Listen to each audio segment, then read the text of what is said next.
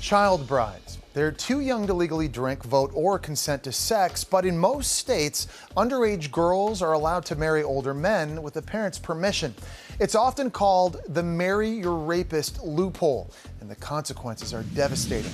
I sat down with journalist Elizabeth Vargas to discuss this very controversial issue. I was never a child who played wedding. I was never someone who sat around and dreamed about wedding dresses. And so I'm probably not the typical story you would imagine when you think about a child bride.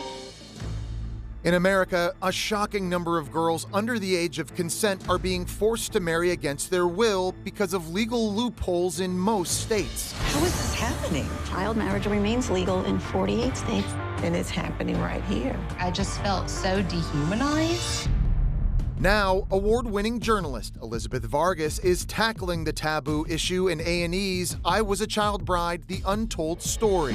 So, Elizabeth, how common is child marriage in America today? More common than you think, Jesse. I mean, nearly 250,000 child brides were married between 2000 and 2010. Wow. When I told people I was working on a special on child brides, they were like, oh, did you go to Afghanistan or Pakistan? And I was like, no, we went to Missouri and Florida and Texas.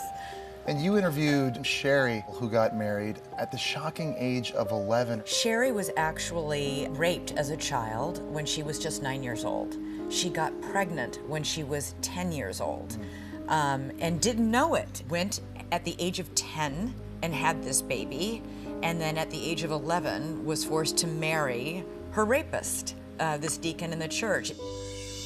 Tell me about where you were living at the time and how the deacon of the church was able to get into your home. My mother and my stepdad were ministers at the church.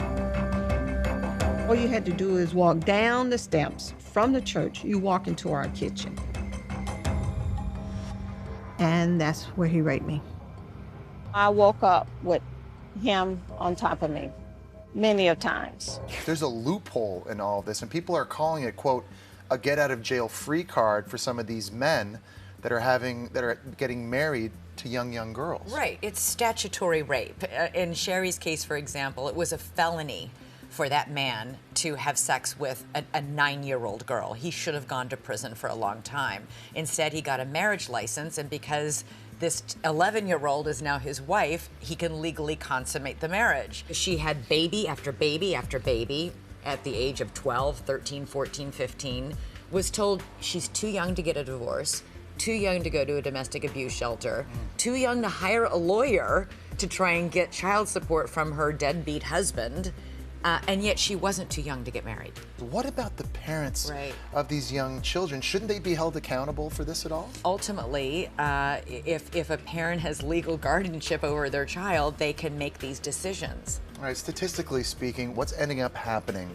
with a lot of these young girls? For parents who think they're helping their pregnant teenager out by marrying her off to the baby daddy, so to speak, you're not, because 80% of those marriages end in divorce. They are 3 times as likely to be a victim of domestic abuse. They are 50% more likely to drop out of high school. There are all sorts of statistics that show life is going to be very difficult for that girl.